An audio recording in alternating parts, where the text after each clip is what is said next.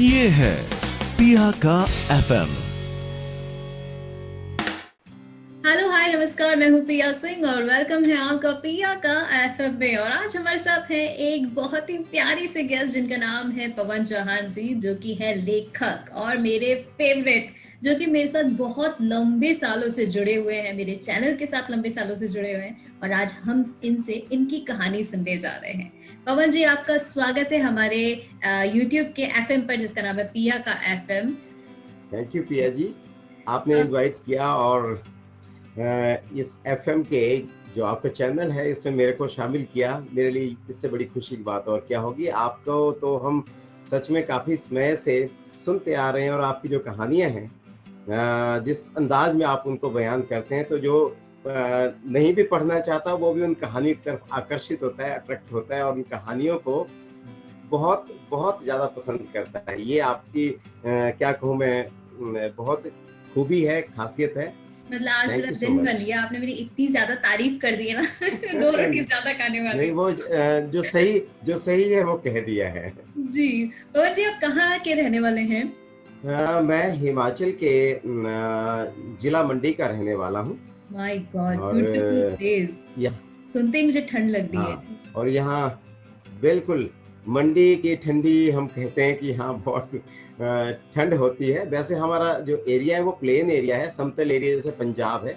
जी। ये एक वैली है, लेकिन हम वैली के बीचों बीच में है, प्लेन एरिया में। लेकिन माय गॉड। सुंदरनगर इसका नाम है, तो ये जगह भी उतनी ही सुंदर है। और मैं जहाँ रहता हूँ वो महादेव गांव है। इसमें शिव जी का एक प्राचीन मंदिर है, जिसके कारण यहाँ इसका नाम गांव का महादेव पड़ा। तो आप शुरू से ही वहीं रहते हैं? जब से आप पैदा हुए हैं वहीं से आपका स्कूलिंग सब वहीं हुआ है? जी, मेरी स्कूलिंग जब 5 तक हमने गांव के ही स्कूल में, प्राइमरी स्कूल में की। और उसके बाद 6 से 6 ऑनवर्ड्स +2 तक मैं नवोदय विद्यालय पंडोह चला गया। पंडोह मंडी में ही है। तो स्कूल में कैसे थे आप? शैतान थे, सिंसियर थे, क्या थे आप स्कूल में? पढ़ने में ऐसा अच्छा था, ना बुरा था, लेकिन अच्छा था, एवरेज से ऊपर। और शरारतों में नंबर 1। तो वो टाइम में आपके क्या सपने थे? जब आप अपने आप को स्कूल में खड़ा देखते थे, क्या सोचते थे आगे लाइफ के बारे में? मुझे लगता है कि मैंने +1 में या 10th में शायद एक कविता लिखी थी। राइटर बनने का सोच रखा था कि हाँ, स्कूल टाइम में कि मैं कुछ लिखूंगा बड़ी। ऐसे हल्का सा, जैसे कहते हैं ना कि एक हाँ, मतलब दिमाग में जैसे थॉट आता है, एक ऐसे मैं कर सकता हूँ। अंकुरन सा हो गया था कि कुछ लिखना है। अलग सा था वो डायरी में ही रहता था हमेशा। लेकिन मुझे पता नहीं लगा, 2001 में पहली बार जब दैनिक भास्कर में मेरी एक आर्टिकल छपा, वो भी जो मैं अभी कह रहा था कि हमारा प्राचीन मंदिर है महादेव का, उसके बाद पता नहीं फिर क्या ऐसा क्या बोलते हैं, क्रेज चढ़ा कि फिर लिखते ही गए। जी। और स्कूल टाइम में कोई ऐसी शरारत है जो याद हो कि हाँ, आज भी स्माइल करता है चेहरा वो सोच कर, अरे ये हाँ, कैसे था? हमारे ऐसा था कि 10th और बोर्ड की, सीएससी हमारा बोर्ड था, तो 10th और +2 की बोर्ड की क्लासेस हुआ करती थी। हमारे वार्डन ने कहा था कि आपको 12 बजे से पहले नहीं सोना है। 12 बजे आप पढ़ाई करेंगे, बोर्ड क्लासेज हैं। एक रूममेट वो सो जाया करता था और हमें बड़ा बुरा लगता था कि सब हम जागे हुए हैं, ये अकेला सोया हुआ है, बड़ी मजे ले रहा है सोने के, कोई नहीं, इसको थोड़ा सा परेशान करते। कई बार वार्डन ने उसको कहा भी हमारे कि आप हमेशा सोए रहते हैं, देखना अगली बार अगर आप सोए तो फिर आपको पनिशमेंट मिलेगी, आपको बाहर स्ट्रीट लाइट में बैठकर पढ़ना पड़ेगा। हमने क्या किया, वो गहरी नींद सोता था। उसके डबल डेकर होते थे हमारे, एक नीचे सोता था एक ऊपर, तो वो ऊपर वाली बेड पे सोता था। उसको हमने क्या किया, वो सोया था ऐसे ऊपर की ओर, हमने उसके बाजू हल्के से बांध दिए बेल्ट के, ये बाजू परले तरफ को बांध दिया, टांगे बांध दी दोनों सबने मिलकर। और उसके बाद क्या किया कि स्केच पेन से उसको खूब रंगा। अब उस वक्त दाढ़ी मूछ कुछ नहीं थी, तो उसको खूब रंग दिया, बड़ा अजीब सा उसका। हाँ, हमारे एक क्लास फेलो थे, तो उनकी जुराबें बड़ी गंदी होती थी और वो उसके नाक पे रख दी जुराब। वो सबसे बुरा, अब याद करते हैं हम बोलते थे क्या शैतान थे हम। और देखो क्या हुआ कि कि वो वार्डन आए उस वक्त चेकिंग करने के लिए। वो आते थे, कभी भी अचानक आ जाते थे। जी। उन्होंने एकदम से देखा, हम हैरान हो गए, चुपचाप अपने किताबें लेके अपने बेड पे बैठ गए और उन्होंने देखा कि इस लड़के के नाक के ऊपर जुराब है, पूरा रंगा हुआ है। उसको उठाया, उठ बे, क्या कर रहा है तू, तेरे को पता नहीं लग रहा? तो वो उठना चाहे तो कैसे उठे? तो बंधा उसके हुआ है। बाजू बंधे हुए, टांगे बंधी हुई, जैसे उठने को करे ऊपर को फिर नीचे। तो वो मेरे लिए बड़ा एक हंसी का पल था। लेकिन आज याद करते हैं कि देखो ये शैतानी अब याद आती है तो बुरा भी लगता है कि हम, पर बच्चों की वो बच्चे लाइफ की है, हॉस्टल की शैतानी। लाइफ है, वो सब चलना। फिर बड़े होते होते जब तक आप अपने आप को स्टेबल कर पाए, जब आपका करियर भी स्टेबल हो गया, तो वो बात शादी तक आई हम्म। होगी। तो फिर वो शादी घर वालों की जी, तरफ से हुई या आपने खुद नहीं, ओके मैंने पसंद कर ली है?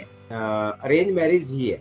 जी। ज्यादा कोई ऐसे प्यार मोहब्बत वाला वो अभी तो बहुत कुछ बदला हुआ है, लेकिन अरेंज मैरिज हुई मेरी। मामी हैं, मतलब उन्होंने बात लाई और कहा कि ये लड़की आप देख के आओ। बोला नहीं, एक बार आपको देखनी है, नहीं तो।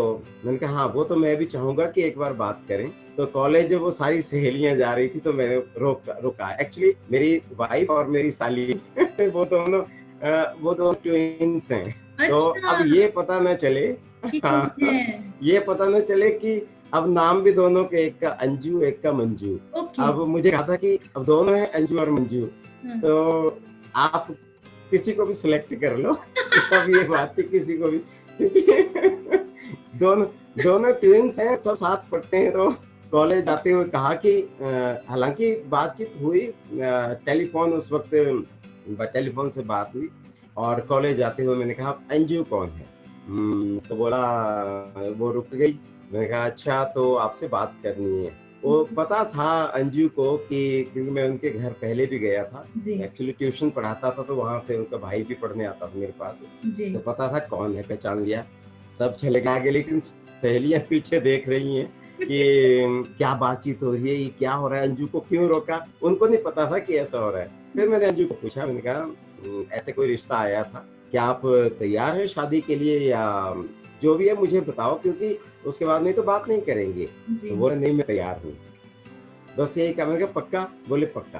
तो मैंने कहा फिर आप जा सकते हो। उस माय गॉड, वक्त उस वक्त सो स्वीट। स्कूटर में था। और बाद में फिर बाद में जब शादी के बाद सुना, बोले कि मैं पहले ही पसंद करती थी आपको। तो ओहो! तो मतलब फाइनली अंजू तो और ये मंजू में से अंजू जी आपकी अर्धांगिनी बनी। अंजू, जिनकी हाँ बिल्कुल, अंजू से मेरी शादी हुई ओके, और आप और अपनी पहला काम अर्धांगिनी अभी जो उनका पढ़ाई अंजू है। जी हैं उनके बारे में कुछ बताना चाहेंगे खास? अंजू के होने से मैं हूँ। अगर आज की बात करूँ, मैं क्योंकि डायबिटिक हूँ और डायबिटिक से कई बार मेरी शुगर डाउन होती थी। तो उस वक्त मेरी वाइफ ने मुझे बहुत हौसला दिया है।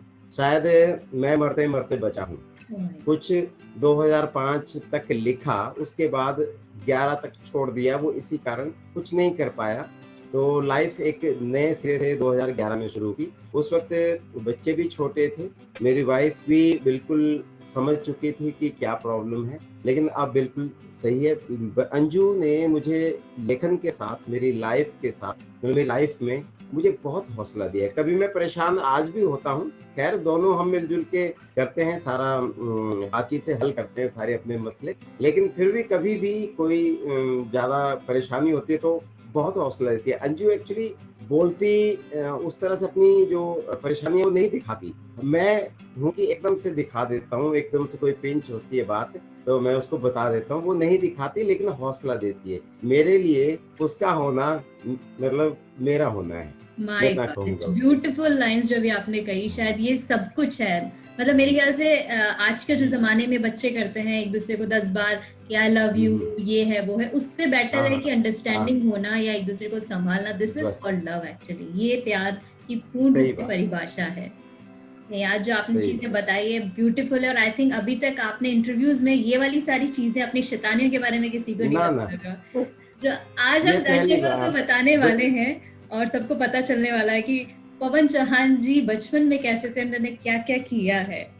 तो थैंक यू सो मच पवन जी। जी और आपने इतनी सारी बाल कहानियां लिखी हैं, आपकी इतनी सारी पुस्तकें पब्लिश हुई हैं, उनके सारे जितने भी पुस्तकें हैं उनके लिंक्स मैं आपको नीचे डिस्क्रिप्शन बॉक्स में दे दूंगी, आप उन्हें मंगा सकते हैं अमेजोन के थ्रू।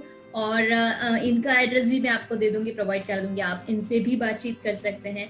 बहुत प्यारी बाल कहानियां हैं, बहुत सारी जो कहानियां हैं वो अलग अलग टॉपिक्स पे भी हैं, वो भी आप सुन सकते हैं। सारी डिस्क्रिप्शन बॉक्स में आपको लिंक्स मिल जाएंगे, तो प्लीज़ आप ज़रूर से जाइएगा और उन किताबों को खरीदिएगा, उनकी जितनी भी पब्लिश हुई कहानियां हैं उनको पढ़िएगा, और मैं भी सुनाती हूँ उनकी कहानी, तो वो भी आप देखिएगा ज़रूर से। जी तो थैंक यू सो मच पवन जी, और प्लीज़ एक बार दर्शकों को कह दीजिए कि मेरे चैनल को सब्सक्राइब कर दें। इस YouTube FM में जो चैनल नया लॉन्च किया है, इसको जितने भी दर्शक हैं वो उसको जरूर सब्सक्राइब करें, क्योंकि आपको अभी बहुत सारी मज़ेदार कई व्यक्तियों की, कई लेखकों की, कई जो नामी गिरामी और भी लोग हैं उनकी मज़ेदार चटपटी बातें और लाइफ के किस्से सुनने को मिलेंगे। तो मैं चाहता हूं कि आप इनसे बहुत सारी प्रेरणा पा सकेंगे और इस चैनल से जुड़ के अपने आप को जरूर अपना लाइफ को जो है बहुत मज़ेदार बना पाएंगे। ये है पिया का FM।